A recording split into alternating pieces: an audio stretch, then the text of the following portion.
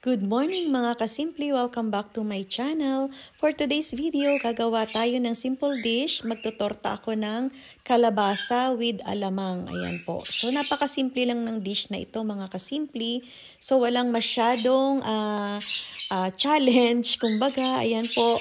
Ang halo lang niya ay sibuyas, yung alamang natin, tapos may paminta, may chicken powder, at saka syempre yung ating grated kalabasa at with seasoning. Ayan, all-purpose flour. Ayan po, nilagyan natin. And then, meron din siyang paprika. And with, nilagyan ko rin yan po mga kasimple ng egg. Ayan, so, ayan po yung ating simple dish. Diba? Napaka-easy lang. So, ayan po, imimix lang po natin yan, yung ating mga ingredients. And then, pwede na natin siyang i-fry mga kasimple. So, ayan po, mix lang po natin. Nilagyan ko rin pala yan mga kasimple ng water. Depende na sa inyo mga kasimple kung gaano nyo kadami yung tubig na ilalagay. Yan, para hindi masyadong malapot, yun, hindi rin masyadong malabnaw. So, ang importante, mag-bind po yung ating mga mixture. So, ayan mga kasimple, mix lang po tayo. Ayan na, umpisa na yung ating pagpa-fry mga kasimple hanggang maubos po yung ginawa nating mixture ng ating tortang kalabasa with alamang. Ayan, done na yung ating pagluluto mga kasimple. So, ready na tayo sa ating recipe for today.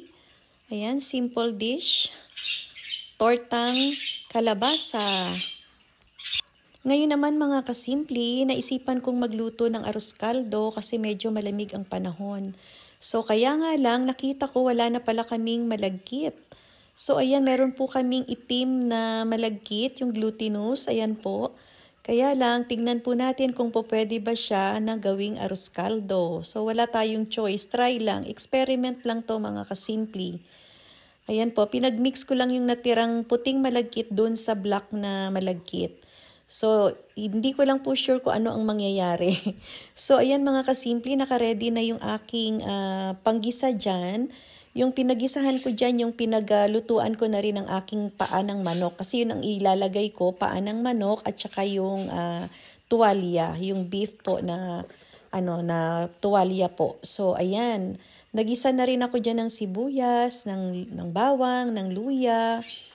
Ayan po, gisa-gisa lang po muna ako dyan. And then, susunod ko dyan na ilalagay ay yung ating mga pangsahog. Kaya lang mga kasimple, medyo doubtful ako dyan kasi nga hindi ko pa nasubukan na mag-arroz caldo ng kulay itim yung gagamitin kong glutinous na bigas, na kanin o ganun. So, ayan mga kasimple yung ating tuwalya. Ayan na, ginigisa ko na po yung tuwalya dyan. Pero medyo malambot na po yan mga kasimple kasi nga po inuna ko na siya, nilaga ko na po siya para at least luto na po, malambot na siya. So ayan mga kasimple yung ating gagawin ngayon na ating arroz caldo. Black arroz caldo mga kasimple, tignan lang natin. So ayan yung ating paa ng manok, malambot na po yan. Inadobo ko na rin yan mga kasimple. So, may flavored na rin po yan dahil inuna ko na siyang lutuin. Ayan. Kaya kung mapapansin nyo, medyo dikit-dikit na po siya. Ayan. Kasi gusto ko talaga sa paa ng manok, yung talagang, yung malambot. Ngayon naman, ilalagay ko na yung ating glutinous na black. So, ayan mga kasimple, hindi ko alam kung ano yung magiging outcome niyan. Para lang ma-satisfy lang yung cravings na kumain ng arroz caldo kasi medyo malamig nga yung panahon ng mga time na to na ginagawa ko tong arroz caldo mga kasimple. So ginigisa ko lang muna siya. Tapos lalagyan ko na siya dyan ng tubig mga kasimple, depende sa lapot din na gusto nyo.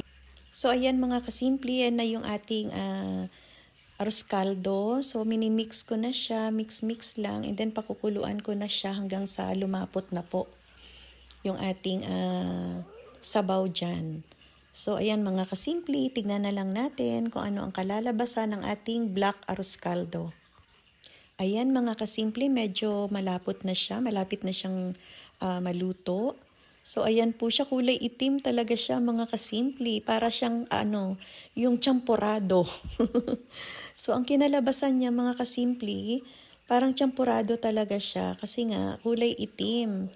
So, ayan, pero mukhang masarap naman siya mga kasimple. Hindi naman siya yung parang yung ibang lasa. At least, naman, lasang arroz caldo naman, kaya lang kulay itim nga lang, hindi mo na makita tuloy yung halo niya, yung paa ng manok, hindi mo na rin masyadong manotice at saka yung tuwalya. We're done cooking mga kasimple, so ready na yung ating breakfast. Meron na tayong black arroz caldo at meron tayong tortang kalabasa with alamang. So ayan mga kasimple.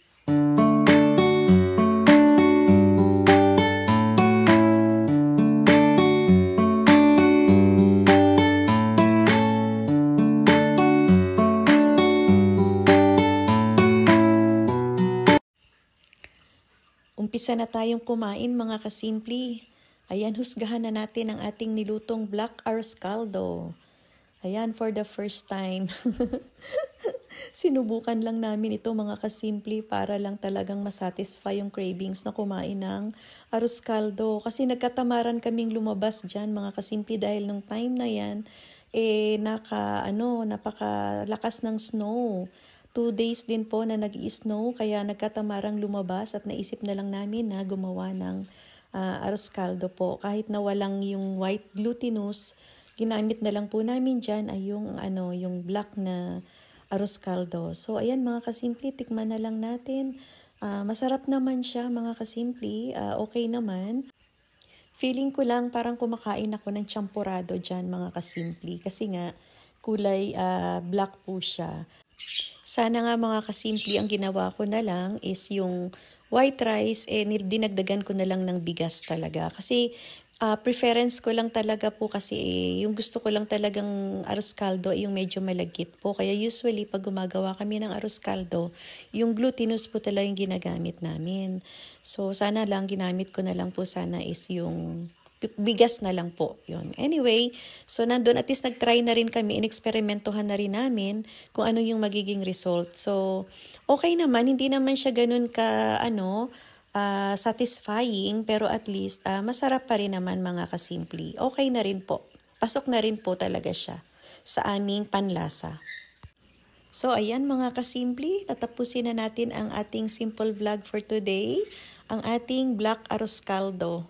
Ayan mga kasimple, thank you for watching. Please don't forget to like, share, and subscribe our channel.